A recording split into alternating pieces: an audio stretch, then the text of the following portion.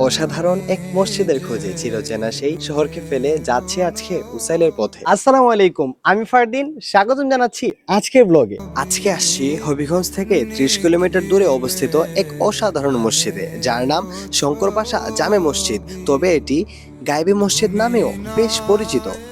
অত্র মসজিদ সম্পর্কে বিস্তারিত জানতে শেষ পর্যন্ত দেখার দাওয়াত রইল। সিলেট বিভাগের হবিগঞ্জ জেলার সদর উপজেলার বাজিউরা ইউনিয়নে অবস্থিত এই মসজিদ শুধু একটি ইবাদতের স্থান নয়, বরং ইতিহাসের পাতায় লেখা এক অমলিন কাব্য। প্রায় 500 বছর পুরনো এই মসজিদ আমাদের অতীতের গৌরব আর স্থাপত্যশৈলীর এক নিখুঁত প্রতিচ্ছবি। খ্রিস্টীয় 1513 সাল তৎকালীন বাংলার সুলতান আলাউদ্দিন হোসেন শাহের শাসনামল।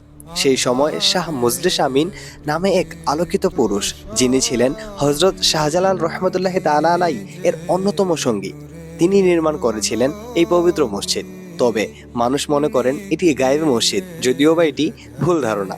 মসজিদের স্থাপত্যশৈলী একেবারে সুলতানি আমলের ছাপ বহন করে। ঘন দেওয়াল, ছোট ছোট 3টি গম্বুজ, আর তার মাঝখানে একটি বড় গম্বুজ যেন স্থাপত্যের নিপুণতার কথা বলে। পূর্ব, উত্তর আর দক্ষিণের দেওয়ালগুলো প্রায় 5 ফুট পুরো, আর পশ্চিমের দেওয়াল প্রায় 10 ফুট। এতটা পুরো দেওয়াল ভাবতেই অবাক লাগে।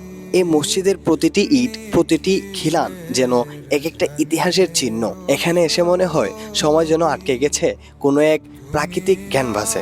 মসজিদের পাশেই রয়েছে বিশাল কবরস্থান এবং অত্র মসজিদের প্রতিষ্ঠাতা হজরত শাহ মুজলিস আমিন রহমতুল্লাহ তাআলা আলাই এর মাজার শরীফ। প্রতি বছর বহু মানুষ আসেন এখানে ইবাদত করতে, দোয়া করতে এবং ইতিহাসের গন্ধ নিতে। আলহামদুলিল্লাহ, আমাদের এখানে আসার পর ওনার মাজার শরীফে জিয়ারত করার সৌভাগ্য নসিব হয়। তো চলুন আপনাদেরকে ওনার মাজার শরীফটি দেখাই। এই যে দেখুন, লেখা আছে অলিকুলের শিরোমণি হজরত বাবা শাহজালাল রহমতুল্লাহ তাআলা আলাই এর সফর সঙ্গী হজরত মজলিস আমিন বাবার মাজার শরীফ।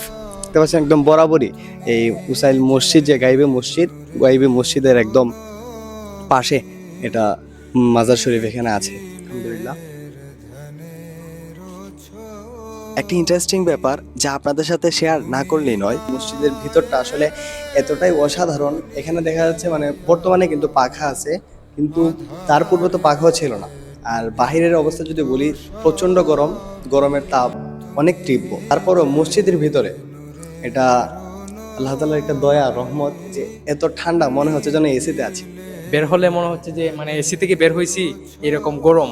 সময়ের ঢেউয়ে বহু কিছু বদলে গেলেও শঙ্কর পাশা জামে মসজিদ আজও দাঁড়িয়ে আছে ইতিহাসের জীবন্ত সাক্ষী হয়ে। শেষ পর্যন্ত দেখার জন্য অসংখ্য ধন্যবাদ। ভিডিওটি ভালো লাগলে শেয়ার করুন, আর এই ধরনের ইসলামিক ব্লগ পেতে ফারদিনিটি ফেসবুক পেজটি ফলো করে সাথেই থাকুন।